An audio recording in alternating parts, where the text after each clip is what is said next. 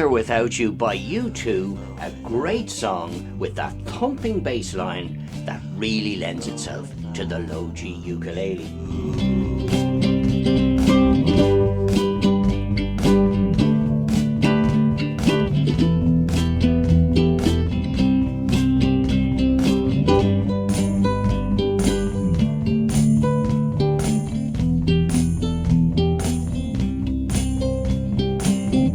Now, in that opening sequence, I was delivering a very important message in text format. The idea that over the duration of a song, 3 to 4 minutes, they typically develop from something very simple up to some sort of climax, then maybe back to basics in some sort of bridge, and then they go out with a bang. And that's what keeps the audience entertained and engaged, and that's what we need to do when we're playing a song on the ukulele.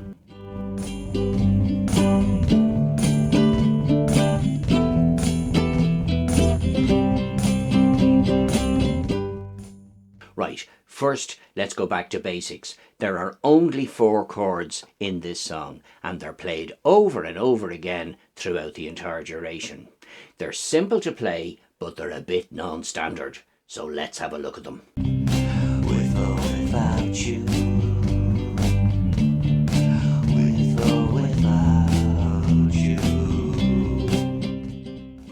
first chord is just a standard G.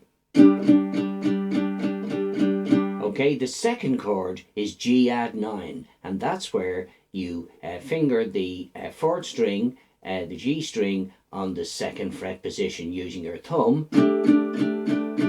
or you can use your index finger and cover the 2 strings that way. The 3rd chord is E minor 11. Sounds complicated. That's a D minor, you all know that. You just slide that up 2 frets and you leave the 1st string open. Okay, and then the 4th chord is C plus G. So it's those 2 fingers there on the 3rd fret, and that's your C, and you just put your ring finger there on the 2nd string, 3rd fret, and you get that. Sleight of hand and twist of fate, on a bed of nails she makes me wait, and I wait without you, with or without you, with or without you. Another sidebar message for you. I have said from time to time in various videos on this channel that certain songs that were composed on the guitar only work when they're played in a particular key, and that's more importantly in a particular chord shape, because a guitar player will be inspired by sounds as he's messing around with his guitar, and he'll move his fingers, he might play a standard chord and lift up one finger and say, God, that sounds great, doesn't it? He doesn't even know what the chord is, he just knows that when he lifted up his finger it just sounded great. So this song, the record is in the key of D, which doesn't surprise me, because the D shape on a guitar is the G shape on a ukulele. So that's what allows me to move between those chords and get that sound that is so distinctive. Those 3 chords outside of the G sort of are hanging in midair, aren't they? Because there's a sort of an extra string in there or a string left out, and that's what makes the song sound interesting.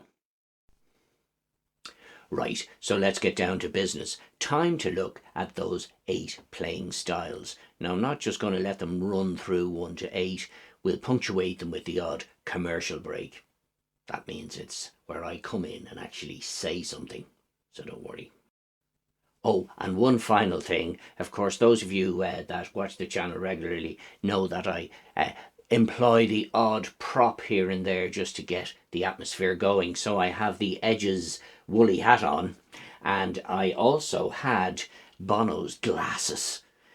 So when I combine the two, the hat and the glasses, it turns me into Ali G, or in my case, Ali Low G.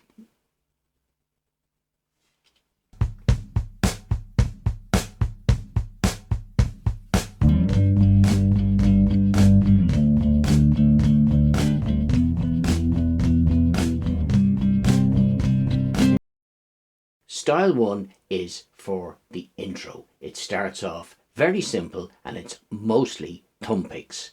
With on the fourth beat of the bar, I actually do a sort of a choked downstroke.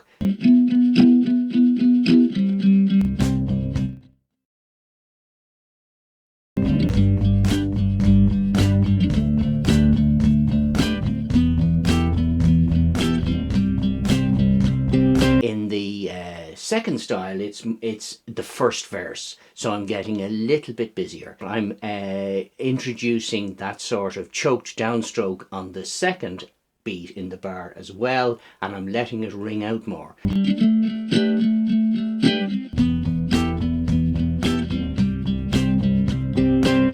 Oh, and of course, if you're subscribed to patreon.com/lowguke channel, there's a song kit up there and lots of stuff in this case. I've got the lyric sheet, I've got the 8 separate videos, one for each playing style, and I have a backing track in the key of G that you can actually play along with.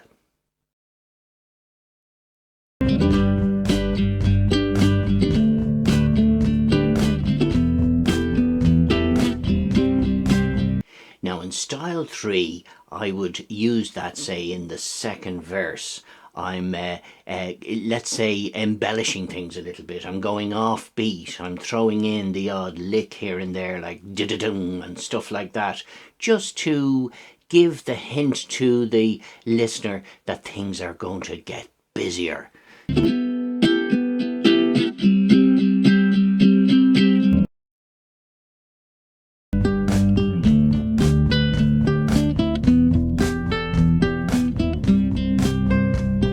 Style 4 is very interesting because it's that picking style that fits in with the beat, and I would use that later on in the song, maybe for a third or fourth verse, or as it says, maybe in some interlude between choruses towards the end. It sort of just changes the atmosphere in the song.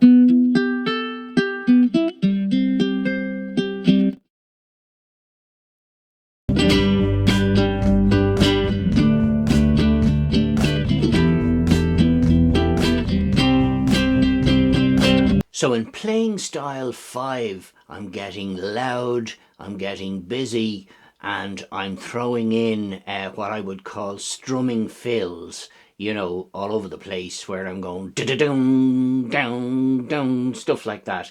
And it really is the type of style you'd put into the chorus to make the sound big.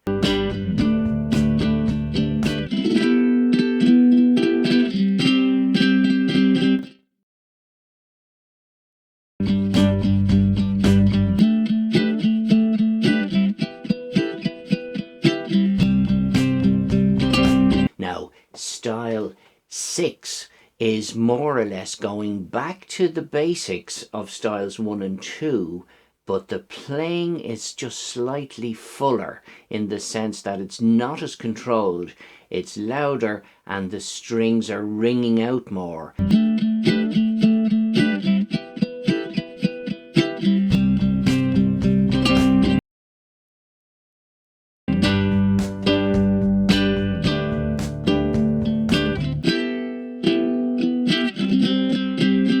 So style 7 there was some very big sort of down and up strokes with pauses in between for dramatic effect.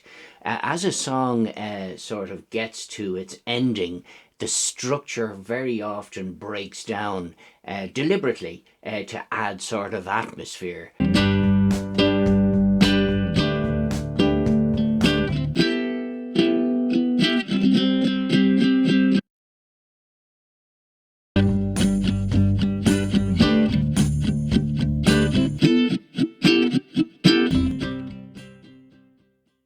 Style 8 is very similar to styles 1 and 2. It's just a sort of a more powerful and busier version before a big ending.